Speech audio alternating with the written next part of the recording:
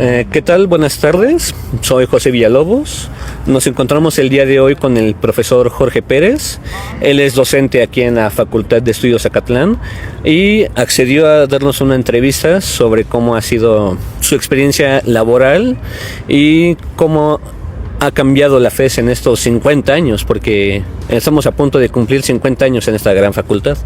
Profesor, buenas tardes. Buenas tardes. Primero que nada, un gusto de tenerlo aquí. El gusto es mío. Gracias. A la orden. Profesor, para empezar, de tantos años dando clases aquí en la facultad, ¿qué es lo que usted cree que piensan sus alumnos sobre usted? Porque, por ejemplo, personalmente, yo le he visto que convive con varios afuera de clases, que está por ahí conviviendo, sonriendo. ¿Cómo cree que toman la percepción de ellos sobre usted? Puede ser muy variada, pero más bien es cómo me siento yo frente a ustedes.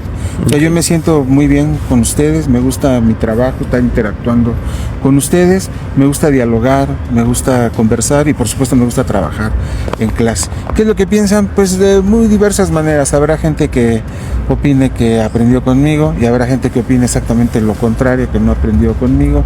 Habrá gente que le caigo bien, habrá gente que le caigo muy mal. O sea, la profesión de profesor siempre es exponerse y profesora exponerse a muchas personas en las que les podemos caer bien o les podemos caer mal, pero eso no obstaculiza que pueda conversar y trabajar sobre todo académicamente con cada uno de ustedes. Ok, perfecto. Y en algún momento, bueno, tengo entendido que usted ingresó a CCH Azcapotzalco al bachillerato. ¿Cómo fue ese proceso de llegar de Azcapotzalco a Acatlán? Y sobre todo, vi que en el 82 usted entró a estudiar y en el 90 empezó a dar clases. ¿Cómo fue tan pronto este proceso, a mi parecer? Bueno, yo ingresé a la Universidad Nacional como estudiante de bachillerato precisamente a finales del año 1982 del siglo pasado. Durante los siguientes 3 años, como nos podemos imaginar, estudié el bachillerato precisamente en el CCH Azcapotzalco.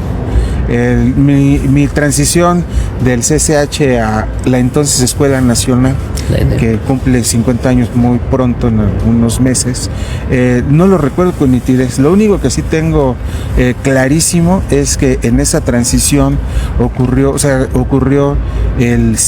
los sismos del año 85. O sea, cuando yo estaba esperando ingresar a la Escuela Nacional para estudiar, ni siquiera sabía qué es lo que iba a estudiar, sorprendió a la Ciudad de México y al país en general este enorme acontecimiento, tragedia, etcétera. A los 2 meses, mes y medio, 2 meses, llegué a esta Escuela Nacional. Eso lo tengo muy claro. Llegué 2 o 3 días tarde al inicio de clases porque no llegaba la carta de aceptación que en aquel tiempo llegaba por correo postal.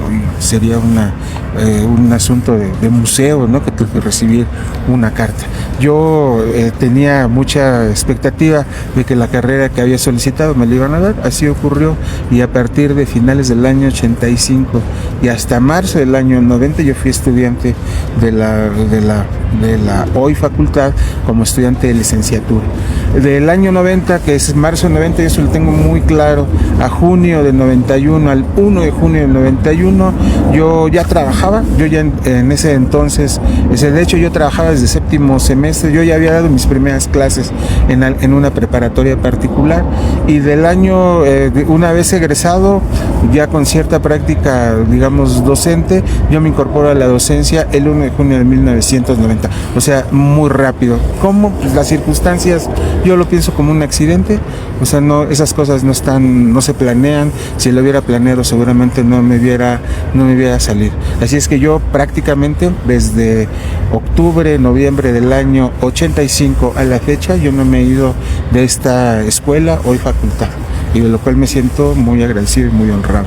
Ok, me parece interesante que toque ese tema, porque justamente en algún momento ha pensado, o bueno, se ha sentido abrumado tal vez de tantos años de docencia, tal vez aburrido.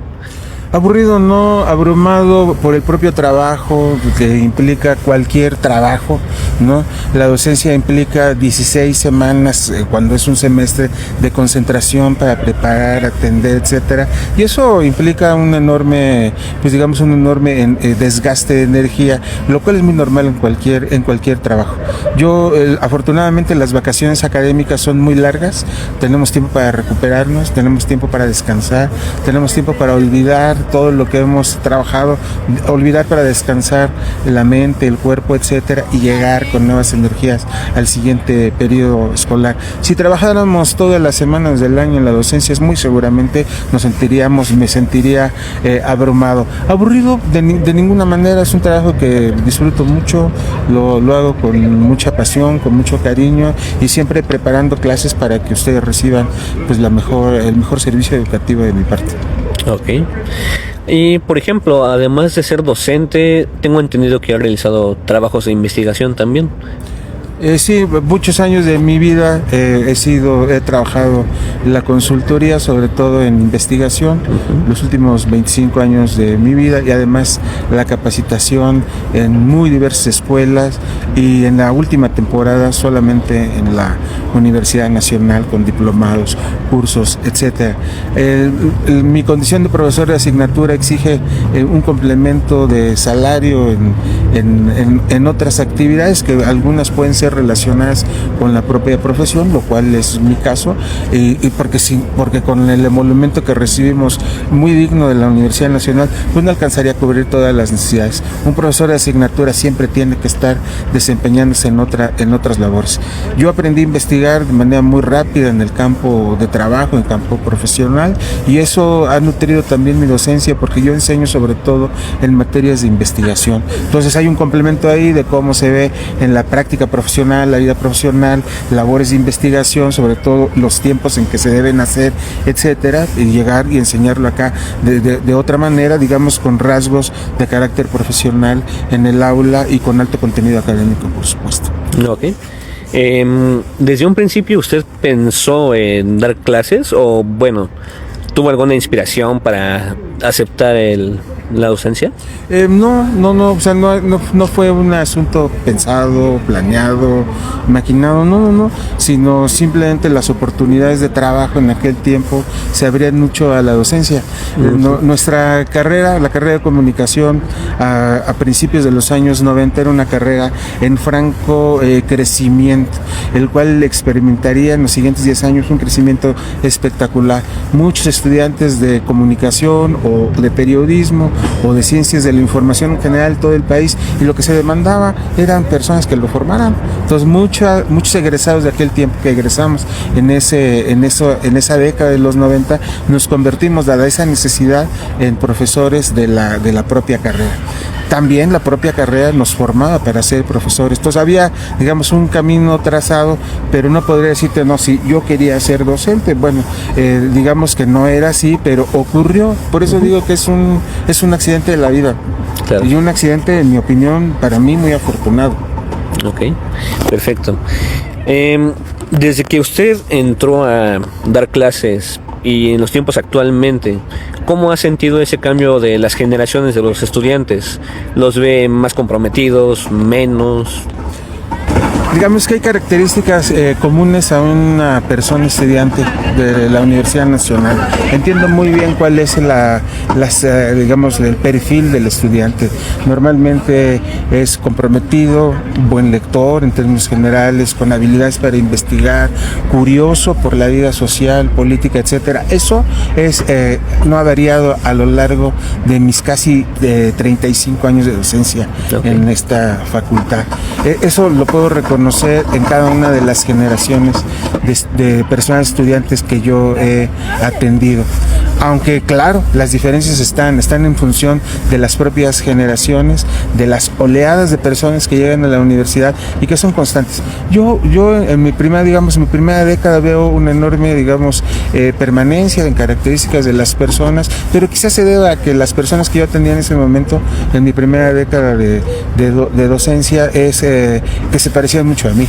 Entonces no notaba las diferencias, incluso la diferencia de edad no era tan radical. Y a lo largo del tiempo sí he notado, digamos, la distancia entre una persona que va inevitablemente creciendo, pero que siempre tiene a personas de la misma edad. Entonces, eso es como, pues no es mágico, sino es un hecho, digamos, educativo y social, etcétera, que el profesor, cada vez que avanza la vida, pues evidentemente que va sumando años en su propia edad y en su propia experiencia, pero las personas que tienes en tercer semestre, en quinto semestre, en séptimo semestre, siempre tienen la misma edad, salvo algunas pocas excepciones. Eso le hace común a las personas, están en una edad de mucha creatividad, de mucha energía. La juventud es así, hombres, mujeres, son así, y algunos rasgos por los propios tiempos que vivimos le van dando ciertos rasgos a las personas de las distintas generaciones. Yo veo grandes bloques, no veo que cambie cada generación, sino veo bloques de personas, por ejemplo, al principio de mi vida docente, más comprometidas con la vida social, económica, política, mucho activismo de carácter político, social, etcétera.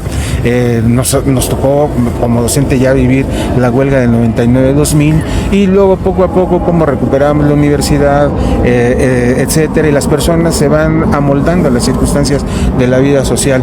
Las generaciones de los años 2000, 2001, 3, 4, 5 llegaron muy golpeadas en una universidad que tenía un desprestigio generado por medios de comunicación, por ejemplo.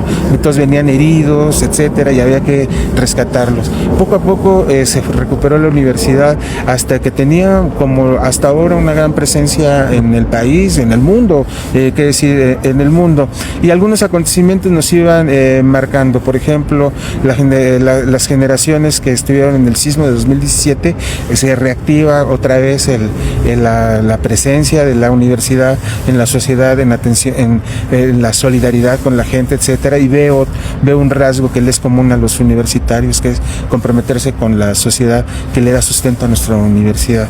Que hablar, por ejemplo, de la pandemia, el confinamiento sanitario, moldea a las personas, etcétera. Fue un duro golpe para el trabajo y le va dando ciertas características a las personas. Por ejemplo, ahora de más atención a su salud física, a su salud mental, un asunto que hace poco menos de 10 años pasaba inadvertido, no era tan visible, etcétera. Pero digamos que se conserva esta característica de persona universitaria a lo largo de mi experiencia, y con estos chispazos de diferencias que van teniendo las personas, lo cual me parece muy natural y muy normal. Quizá concluyo ahí esta respuesta.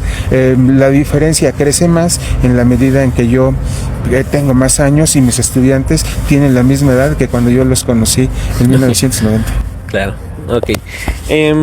Como última pregunta, Jorge Pérez, afuera de la facultad, ¿tendrá algunos hobbies aparte? Bueno, muy seguramente sí, pero ¿cómo cuáles son? ¿A qué le gusta hacer?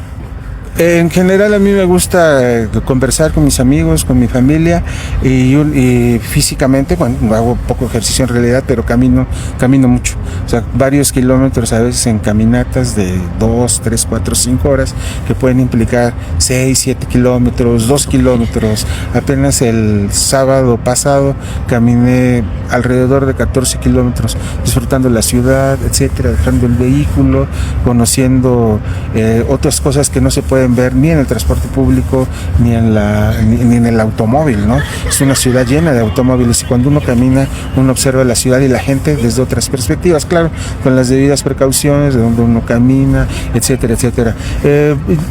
Pensarán que uno se la pasa estudiando toda la vida, y no, la verdad es que no. Descanso mucho, ahora ya después de tantos años necesito recuperarme con descansos más prolongados cada vez para llegar a la universidad con toda la energía de la que sea capaz. Ok. Bueno, pues... creo que eso sería todo.